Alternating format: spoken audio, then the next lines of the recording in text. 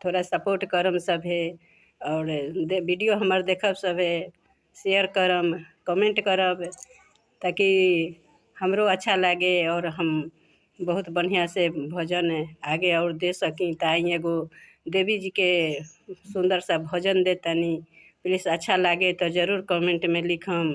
जय माता दी। केही जे तुलसी गछिया लावाले, केही पतिर पालेला हो।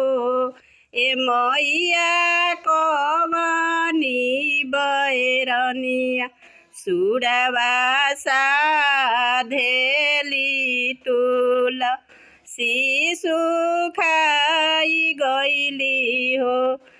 ए मैया कवनी बैरनिया, सुरवा साधेली तुलसी सुखाई गईली हो।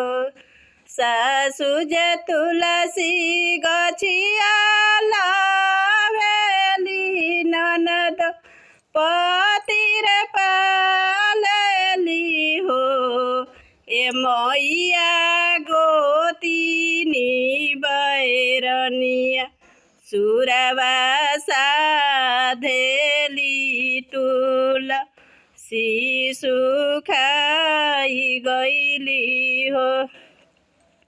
नैहर में 5 गो